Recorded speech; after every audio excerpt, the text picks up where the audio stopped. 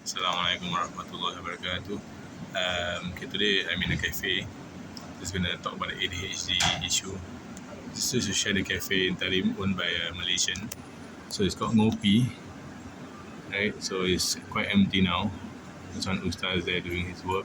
I think most people are either in class or napping or I don't know. Now it's what time? Assalamualaikum warahmatullahi wabarakatuh. So previously I actually recorded the video in the cafe, but then I was speaking a bit slow lah because it was in public, and then I didn't want to speak too loud. So I'm just redoing the whole video again because I want to try to speak faster. Don't want to make the videos too long because I lots of topics are running through my mind lah. So I want to share more topics like how we avoided C-section and got called stupid, racism in Singapore. What else? I have quite a number of topics in my mind lah, but I can't think of offhand. But anyway, yeah. So I want to speak about more topics, but so I try to speak faster in my videos.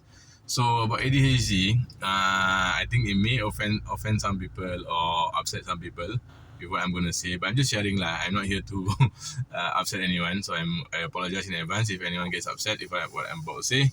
I'm just sharing experience lah. I've been a tutor for 20 years, and what I noticed in students in terms of behavior, ADHD. Not ADHD specifically, it can be behavior, it can be attitude. And yeah, so what I believe is my own opinion. What I believe has been affecting kids over the years. Because lately, I think you can see it's getting worse lah.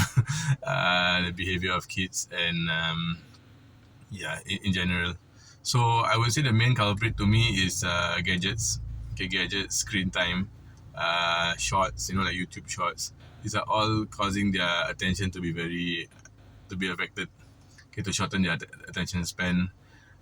It reminds me that quite some time ago, maybe about 8 years ago, my teacher said that you just imagine like a young kid, small kid, kindergarten kid, at home you're always watching video, all this Cocomelon and I don't even know what videos they are lah, but so all these videos that are hypnotic, some even fast paced, very fun videos lah, lots of colors, lots of light, very very engaging videos in a bad way lah.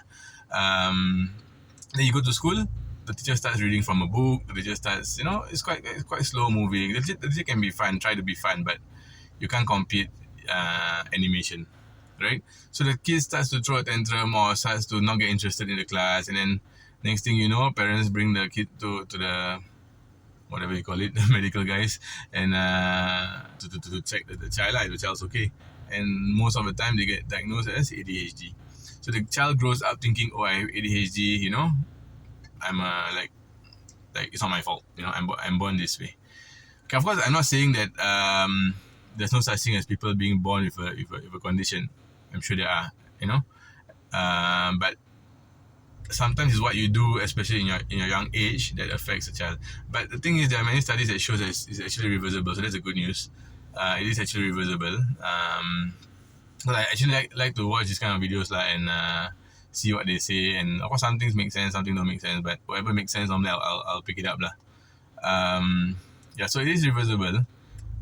Just by cutting screen time. Yeah. So what else do I think cause this kind of problems would be sugar, loss of. I'm not a fetus person lah, but as a child, when your brain is developing and everything, I would say sugar, MSG, processed food. Processed food definitely affects a child. Recently, I think one case in Malaysia, right? One girl in class suddenly she couldn't see because she turned blind. She turned blind because she's like everyday hot dogs, nuggets, that kind of thing lah. So just imagine that you're always eating chemicals, not natural food. I'm pretty sure it will affect your brain lah. It will affect your brain, definitely your body. Yeah. So there's also an experiment about the rat or the mouse in a tank of water. So they had an escape route for the mouse. So to get out of the water lah, but it's in shallow water. It could still swim and touch the ground kind of thing. So they did the experiment multiple times, no problem. This mouse could escape the tank, escape from the tank. But after a while, they tested this. They shouldn't be testing on mouse lah, but they did. they tested sugar on the mouse. They fed the mouse sugar, lots of sugar. So I think after some time, they tried the same experiment and the mouse just couldn't focus. The mouse just couldn't get out of the tank. Yeah, so I mean, I deal with lots of students, lots of kids. I bring kids for football. You can see their behavior is quite obvious that those who are more likely to snack, more likely to watch videos. You can just, it's quite obvious the behavior. So I have one kid here. I mean, those who are watching who knows me here, but not to, don't try and guess who lah. But it's quite obvious. So one kid here, I've been bringing him football for 5 years. So lately, I think about 2-3 years ago, the parents bought him a gadget because, like, I don't know, parents got busy. He needs to keep him occupied or something.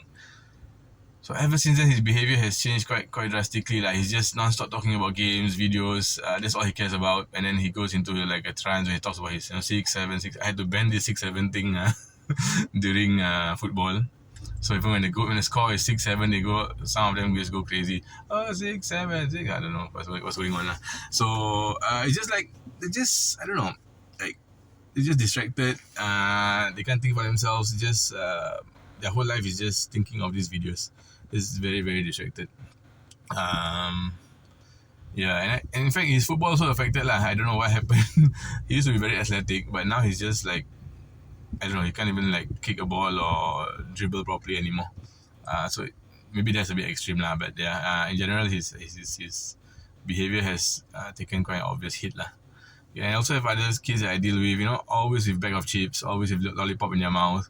When you give them an instruction, they just can't follow. Yeah, they just can't follow. Like, they can't sit still. They can't follow. They're just probably hyperactive because of the lots of sugar they're taking in. Yeah. So I also know of a kid, not a kid, now adult already lah, but a kid who was in Singapore before. Same thing in class, ADHD.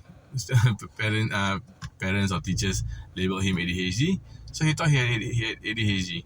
But I saw it as, I mean, now after hearing his story, I saw it as he was just an active kid.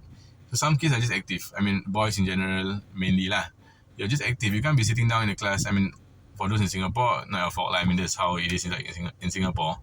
What I'm saying is don't label them ADHD lah. It's just that a kid sitting in class, boys need to move. You know, they need to be climbing trees. They need to be running around. They need to be, doing stuff. Be active. That's the nature of boys and men, right? So now you're forcing a boy to sit for hours in class. I don't think many boys would be happy with that, like young boys especially. So he was diagnosed with ADHD. He came to Tarim. Sorry if you're watching this lah. You probably know who I'm talking about. But yeah, just it's a good example lah. That's why I'm talking about it. So he came to Tarim, and then he's doing well in school. He's perfectly fine. Maybe because it's more balanced here lah. The hours of studies, the hours of play, the hours of outdoors, hours under sunlight. All these things are more balanced. So he's perfectly fine. There's no problem with him. So he's not ADHD lah. So sometimes be very careful. Like from young, if you tell someone you're ADHD or this or that, they might grow up into thinking it's true lah, and their life might just go in a not so good way compared to someone who actually has a condition. And don't tell the person he has a condition, but you just try your best, to teach, to guide. I've seen for myself lah, two extremes, which I just mentioned lah. Someone who's fine, but then the parents think he or she has a condition, and they grow up thinking they have a condition and they don't do so well in life, as opposed to some who actually has a condition, like from birth. Parents put in lots of effort and guide the child, and alhamdulillah, they are doing well in life now. So sometimes it's just we call it self-fulfilling prophecy. I don't like the word prophecy because it's not a prophecy lah, but yeah, just a term, just use a term. Yeah. So there was another story. Oh yeah. So recently also I had one student lah. The parent called me, asked for tuition. So I said okay, no problem. Marhaba, I'll teach your child. But then the parent said, I think my daughter might have ADHD, but my younger brother shot it down lah and say no nonsense, that kind of thing lah. So I'm very happy there are such people lah who actually shoot down such ideas. And so I'm teaching this student now, and she's perfectly fine, no problem. When I teach, she can understand perfectly, no problem. Very, very attentive, very, very. It's all online lah. My tuition is all online. But you can see the whole lesson 1.5 hours, she's asking questions non-stop. She's picking up, doing her work well. Of course, maybe after a while you need more practice lah. You might just forget. that kind of thing. So even this parent, like, very commendable, like, this kind of parents when they're older than you, significantly older sometimes.